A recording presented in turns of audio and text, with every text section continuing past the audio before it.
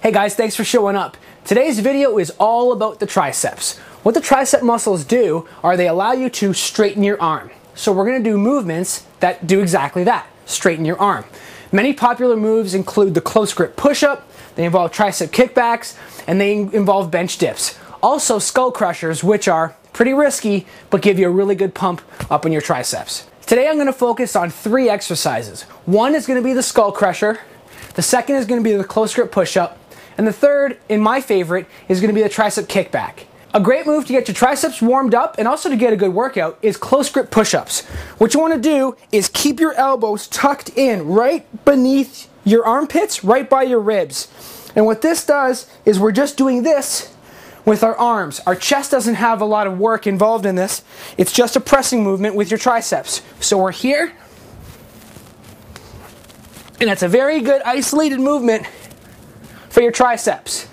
The next move we're going to do is skull crushers. Skull crushers are a risky move because they can crush your skull. You're going to grab a dumbbell and you're going to raise it high up into the air like this. Now as soon as you start bending that elbow, gravity is going to take this on. So it's a fantastic isolation movement for your triceps. The problem with this move is when you come into this bottom position, especially with a free weight, it's going to weigh the same as it does here. The problem is when you're pinned in this bottom position, you don't have much flexibility and you don't have much power. So this can put a lot of strain on your elbow joint. So I recommend you doing this one arm at a time. Help yourself lower it with one hand and then push it up. The next move we're going to show is the tricep kickback. Everybody knows the tricep kickback. You're here, we're going to get some work in our left arm, and you're kicking it back. And you're kicking it back, and you're kicking it back. The problem with this move is, since gravity is always coming down, this isn't doing any work.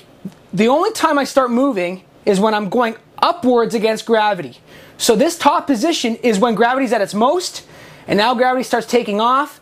So from here to here, this is the work phase of the movement. So this is 0, this is 90 degrees.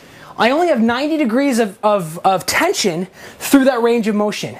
I'm going to show you how the resistance band gives you more degrees of rotation while it's time under tension. You can get an amazing triceps workout using your resistance bands or using cables. So I've showed you this before. These resistance bands are tethered to the ceiling across a cross beam or something. And so now what you can do is keep your arms in a triangle position. Actually, you're going to get up over top of this, and you're going to press down. And you're going to press down. And you can do these like little fists too. Press down. You want to make it harder, come on down even more. Press down.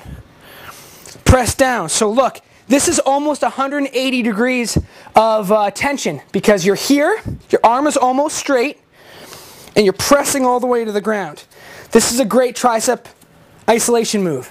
Now, if you don't have something that tethers it to the ceiling, you can still use your central pivot point. I'll show you that move right now. Now, what you're going to do is you're going to pass your resistance band around your pivot point. It could be a person, your workout partner. It could be a refrigerator. This is my squat rack. I use my treadmill a lot. Just find it to a central pivot point that's not going to move. And now from this position, because gravity is moving up and down, we're now changing the way that the force works. Instead of it coming down, not gravity, but the force of the resistance band now wants to go this way. So if I'm here, I get a full, almost 180 degrees of tension. And now if I want to make this harder, I just chalk up this resistance band even more, or I can go 2 hands on the same bar. Oh, that's a really tough move. That's a tough move with two on the same hand. So as you gauge your resistance, you're going to make this harder. Pull it back. Get that kick back. Get that kick back. And now, whereas the free weight with gravity, I only have 90 degrees of rotation. With the tricep on the resistance band kickback, I start from here. I get all of this rotation. All of that movement.